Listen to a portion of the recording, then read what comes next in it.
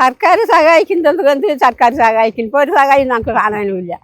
ഇല്ല, ഒരു ജൂറി അടക്കം കിട്ടിയിട്ടില്ല. കലയ്ക്ക് 10 പേർക്ക് കണ്ടുണ്ടായിട്ട് അനിയനെ കൊണ്ടാണ് 2 പേർ വാങ്ങിയത്, കിട്ടിയിട്ടില്ല. ഇതാണ് സർക്കാരിൻ്റെ സഹായം. പാലക്കാട് ജില്ലയിലെ നെൽകർഷകർ അനുഭവിക്കുന്ന ഗുരുതര പ്രതിസന്ധികൾക്ക് മണിക്കൂറുകളോളം കാതോർത്ത് KC വേണുഗോപാൽ MP. കേന്ദ്ര സംസ്ഥാന സർക്കാരുകൾ ഒറ്റക്കെട്ടായി കർഷകരെ ദ്രോഹിക്കുന്നതായി നെൽകർഷകർ KCയോട് പരാതിപ്പെട്ടു.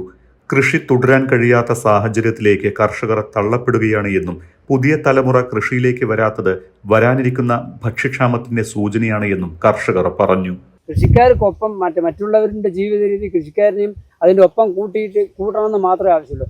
ഭംഗിവാക്കായ ഞങ്ങൾ ചേറിൽ കാല് കുത്തുന്നതുകൊണ്ടാണ് ചോറിൽ നിങ്ങൾ കൈ കുത്തുന്നുള്ള നല്ല വർത്തമാനങ്ങളൊക്കെ പറഞ്ഞ് അത് കേൾക്കാനൊക്കെ കൃഷിക്കാർക്ക് നല്ല സുഖമാണ്. ജയ് ജവാൻ ജയ് കിസാൻ എന്നൊക്കെ പറയും. പക്ഷെ ആ പ്രവൃത്തിയിൽ അതൊന്നും കാണിക്കാറില്ല. കൃഷിക്കാരനൊന്നും ബാക്കിലേക്ക് തന്നെയാണ്.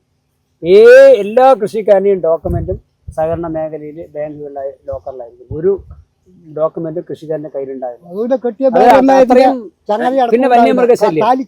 സംസ്ഥാന സർക്കാർ നെല്ലിന് നൽകി വരുന്ന പ്രോത്സാഹന സബ്സിഡിയായ കിലോയ്ക്ക് 6 രൂപ കേന്ദ്ര സർക്കാർ പിൻവലിക്കാൻ നിർദ്ദേശം നൽകിയത് ഇപ്പോഴത്തെ പ്രതിസന്ധി അതീവ ഗുരുതരമാക്കി. കേന്ദ്രം നിശ്ചയിച്ച കുറഞ്ഞ താങ്ങുവില അഥവാ MSPക്ക് മുകളിൽ സംസ്ഥാനങ്ങൾ അധിക ബോണസോ പ്രോത്സാഹനമോ നൽകുന്നത് കേന്ദ്ര ഭക്ഷ്യധാന്യ നയത്തിന് വിരുദ്ധമാണ് എന്നാണ് കേന്ദ്രത്തിന്റെ നിലപാട്. കേരളത്തിൽ നെൽകൃഷി നടത്തുന്നത് ലാഭത്തിനല്ല, മറിച്ച് ഭക്ഷ്യസുരക്ഷയ്ക്കും ഭൂസംരക്ഷണത്തിനും വേണ്ടിയാണ്. ഉയർന്ന കൃഷിച്ചെലവും വൈകിയ സംഭരണ വിലയും കാരണം സംസ്ഥാനത്തിന്റെ 6 രൂപ പ്രോത്സാഹന തുക പോലും കർഷകന് നിർണായകമാണ്. ഈ ബോണസ് ഇല്ലാതാകുന്നത് കർഷകന് ഇരുട്ടടിയാണ്.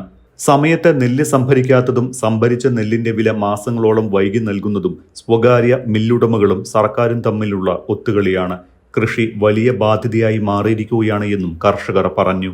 അതേസമയം കർഷകരുടെ പ്രശ്നങ്ങൾ ഇന്ത്യൻ പാർലമെന്റിലും കേരള നിയമസഭയിലും മുഴങ്ങുമെന്ന് KC കർഷകർക്ക് ഉറപ്പ് നൽകി. അടുത്ത UDF സർക്കാരിന്റെ മുൻഗണനയിൽ കർഷകരുടെ പ്രശ്നങ്ങൾക്ക് പ്രഥമ പരിഗണന ഉണ്ടാകുമെന്ന നയം വ്യക്തമാക്കുകയും ചെയ്തു. സ്വാമിനാഥൻ കമ്മീഷൻ റിപ്പോർട്ടിലെ ശുപാർശകൾ നടപ്പാക്കാൻ കേന്ദ്ര സംസ്ഥാന സർക്കാരുകൾ തയ്യാറാകുന്നില്ല എന്ന് MP ഓർമ്മപ്പെടുത്തി. UDF സർക്കാർ അധികാരത്തിലെത്തുമ്പോൾ കർഷകരുടെ പ്രശ്നങ്ങൾ പരിഹരിക്കാൻ മുൻഗണന നൽകുമെന്നും സംഭരണം ഉറപ്പാക്കാനും വില സമയബന്ധിതമായി നൽകാനും സ്വകാര്യ മില്ലുകളുടെ ചൂഷണം അവസാനിപ്പിക്കാനുമുള്ള നടപടികൾ സ്വീകരിക്കുമെന്നും ഉറപ്പു നൽകിയ ശേഷമാണ് KC മടങ്ങിയത്.